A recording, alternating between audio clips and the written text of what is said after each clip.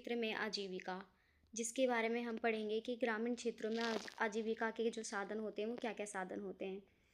आप यहाँ पे देख रहे होंगे चित्रों में, यहाँ पे एक व्यक्ति एक ठेला लगाता हुआ दिख रहा है और कोई यहाँ पे एक नाव में एक दो व्यक्ति दिखाई दे रहे हैं। वो क्या क्या कार्य कर रहे हैं, इसके बारे में हम इस चैप्टर में पढ़ेंगे। तो आपने यहाँ पे देखा होगा कि कलपट्टू गांव, तमिलनाडु में समुद्र तट के पास एक गांव कलपट्टू है। यहाँ लोग कई तरह के काम करते हैं। मतलब इनका जो काम करने का जो काम, बहुत सारे काम होते हैं, जैसे टोकरी, बर्तन, घड़े, ईंट, बैलगाड़ी इत्यादि बनाना। अब ये क्या करते हैं कि इनमें से कुछ नर्स होते हैं, शिक्षक होते हैं, धोबी और बुनकर, नई नाई, साइकिल ठीक करने वाले होते हैं, जो अपने अपने रूप में अपनी अपनी सेवाएं देते हैं। यहाँ कुछ दुकानदार, एक व्यापारी भी होता है, जो मुख्य गली और बाजार की तरह दिखती है। आपको तरह तरह के कई छोटी दुकानें दिखाई देंगी। जैसे कि आपने देखा होगा गाँव में बहुत कभी कभी ऐसा होता है कि कभी कभी क्या, हफ्ते में 2 दिन मान लो कि एक बाज़ार टाइप का लगता है, जिसमें क्या करते हैं सभी गांव के जो परिवार होते हैं, जो अपनी आय के साधन कमाने के उसमें रहते हैं कि भाई हम कमाएंगे। तो वो क्या करते हैं कि ठेलियाँ लगा देते हैं और ठेलियों पर अपना अपना जो सामान होता है, कोई मछली बेचता है, कोई कुछ बेचता है, कोई चूड़ी बिंदी का श्रृंगार का सामान बेचता है। तो बहुत से क्या करते हैं, बाजार लगता है तो उसमें अपना क्या करते हैं, अपने उसमें आय का साधन प्राप्त करते हैं, कमाते हैं। टिफ़िन का मतलब है खाने पीने की हल्की फुल्की चीज़ें, जैसे सुबह इडली, डोसा, उपमा मिलता है, शाम के नाश्ते में बड़ा बोंडा, फेमस मसूर पाक मिलता है। चाय की दुकान के पास एक कोने में एक लोहार का परिवार रहता था। घर में लोहे की चीज़ें बनाने का काम होता था। बगल में साइकिल की मरम्मत की दुकान, वहाँ साइकिल किराए पर भी मिलती थी। गांव में दो परिवार कपड़े धोकर अपनी आजीविका चलाते थे।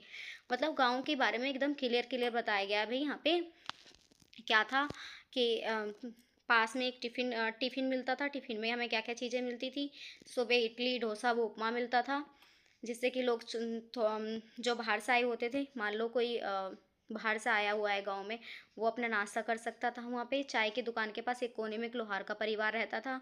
उस घर में लोहे की चीज़ें बनाने का काम होता था। लोहार का परिवार है तो वहाँ पे लोहे की चीज़ें बनती थी। बगल में साइकिल की मरम्मत की दुकान थी।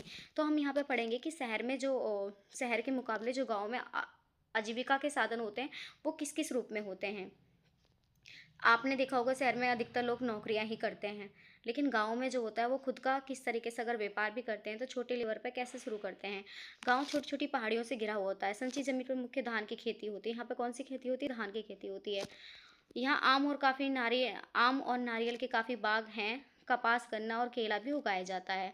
तो यहाँ पे क्या होता है कि जो इसके बारे में बताया गया, कलपट्टू के बारे में बताया गया कि यहाँ पे आम और नारियल के काफ़ी बाग हैं और कपास, गन्ना भी क्या करा जाता है, इसमें उगाया जाता है।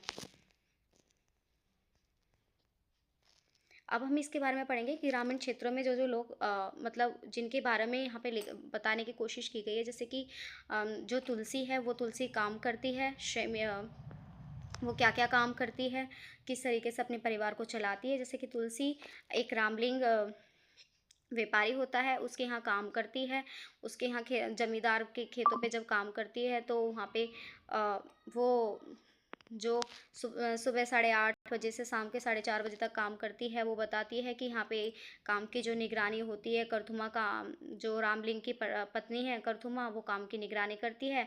और साल के कुछ ऐसे ही मौके मिलते होंगे जब मुझे दोबारा बुलाया जाता होगा। जैसे कि बीज रोपाई के लिए बुलाया जाता है, बीज निराई के लिए बुलाया जाता है और बीज कटाई के लिए बुलाया जाता है। लेकिन मुझे रामलिंग पर इतना भरोसा है कि वो दोबारा हमें यहाँ बुला लेते हैं। बाकी जो जमींदार होते हैं वो क्या करते हैं कि सस्ते मजदूर ढूंढते हैं। वो अपने बारे में बताती है कि मैं शुरू से ही अपने मायके से ही खेती का काम करती आ रही थी। तो यहाँ पे हम उसके बारे में देखते हैं। वो फिर ये बताती है कि भाई उसकी 2 बेटियाँ होती हैं। उन बेटियों को बीमार पड़ जाने पर क्या होता है, वो अपनी गाय भी बेच देती है। जो कर्ज ले लेती है, बेटियाँ बीमार पड़ जाती हैं तो उस कर्ज को चुकाने के लिए क्या करती है, वो अपनी गाय तक बेच देती है। फिर मेरा पति रमन भी एक मज़दूर है, हमारे पास कोई ज़मीन नहीं है। तो वो अपने बारे में बताती है कि भाई हमारे पास कोई ज़मीन नहीं है और जो मेरे पति हैं वो भी मज़दूर हैं, खेतों में काम करते हैं। खेतों में कोई काम नहीं मिलता तो खान पान से तो उसे पास की खान से पत्थर या नदी से बालू ढोने का काम मिल जाता है। इस तरीके से ये लोग क्या करते हैं, अपने घर का गुजारा करते हैं। फिर हम यहाँ पढ़ेंगे शेखर के बारे में। शेखर क्या है? शेखर के पास बस 2 एकड़ ज़मीन है। शेखर के पास थोड़ी-सी ज़मीन है, अपने खेतों का सारा काम खुद ही कर लेता है। वो कई बार कटाई के समय दूसरे छोटे किसानों की मदद ले लेता है। वो क्या करता है कि भई जब उसे लगता है कि भई मुझे किसी की मदद की ज़रूरत है, तो वो अपने आस-पास के पड़ोसियों से मदद ले लेता है। फिर वो उनके खेतों में भी काम करवा देता है। लेकिन उसके लिए भी क्या व्यापारी मुझे उधार पर बीज व खाद देते हैं। व्यापारी क्या करते हैं, मुझे उधार पर बीज और खाद देते हैं और मुझे थोड़े कम दामों पर उसे बेचना पड़ता है। और क्यों देते हैं? ताकि मैं अपना जो धान जो मेरे यहाँ से खेती से हो रहा है, उसे मैं बाहर जाके बेचूँगा तो और महँगा बिकेगा। लेकिन उस व्यापारी के पास जाके बेचूँगा तो वहाँ थोड़ा कम सस्ता, व्यापारी जो होता है वो कम रेट का लेता है, क्योंकि उसने उसको उधार दिया होता है। तो मुझे अपने खेतों से 60 बोरी धान मिलता है। इनमें से कुछ मैं अपना उधार चुका दूँगा, बाकी घर में लग जाएगा। लेकिन मेरे हिस्से में जो आता है, सिर्फ़ उसमें 8 महीने का ही काम चलता है। मतलब 8 महीने ही उस अनाज को मैं खा सकता हूँ, हमारे परिवार के लोग खा सकते हैं। इसके बाद मैं क्या करता हूँ, रामलिंग जो है, उनके यहाँ जो चावल की मिल है, उनमें उसमें काम करता हूँ। मैं पड़ोसी गाँव में के किसानों से धान इकट्ठा करने में उसकी मदद करता हूँ। तो हमारे पास एक संकर गाय है, जिसका दूध हम क्या करते हैं, सहकारी समितियों में बेचते हैं। इस तरीके से जो रोज़ के जो थोड़े बहुत खर्चे होते हैं, हम वो निकाल लेते हैं। तो इसमें ये बताया गया है कि रोज़ के जो थोड़े बहुत खर्चे होते हैं, जैसे सब्जी वगैरह का या किसी चीज़ का, तो हम उससे निकाल लेते हैं। ये पैसा बीज व खाद और कीटनाशक खरीदने के लिए साहूकार से कर्ज लिया जाता है। यहाँ पे क्या किया जाता है कि जो पैसा होता है, वो बीज, खाद और कीटनाशक खरीदने के लिए कर्ज में लिया जाता है। कभी कभी ऐसा हो जाता है, मान लो कि हमने कर्ज तो ले लिया बीजों के लिए, खाद के लिए, और मान लो हमारी जो खाद है वो अच्छी ना हुई और जिस वजह से हमारी फसल खराब हो गई, फिर उन्हें दोबारा कर्ज लेना पड़ जाता है। तो वो क्या हो जाता है, किसान जो हो जाता है, कर्ज तले दब जाता है। रामलिंग और करथुमा। जमीन के अलावा रामलिंग के परिवार के पास एक छोटी चावल की मिल है। उनके बारे में बताया कि भाई इनका जो बिजनेस था वो किस चीज़ का था। जमीन के अलावा रामलिंग के परिवार के पास एक छोटी चावल की मिल है और बीज व कीटनाशक बेचने के लिए एक दुकान है। चावल की मिल में उन्होंने कुछ अपना पैसा लगाया, थोड़ी सरकारी बैंक से कर्ज ले लिया। कलपट्टू और आसपास के गाँवों से धान खरीदते हैं। मिल का चावल आसपास के शहरों के व्यापारियों को बेचा जाता है। इससे उनकी अच्छी खासी कमाई हो जाती है कि उनका जो साधन था वो चावल की मिल में उन्होंने कुछ अपना पैसा लगाया, थोड़ा सरकार से ले लिया और आसपास के गाँव में वो बेचते हैं। कलपट्टू गाँव में तुलसी की तरह खेतिहरी मजदूर, शेखर की तरह छोटे किसान भी हैं।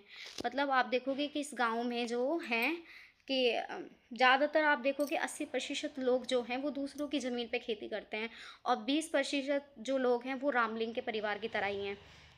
मतलब यहाँ पे बहुत मात्रा में ऐसे किसान हैं जिनके पास अपनी ज़मीन नहीं है।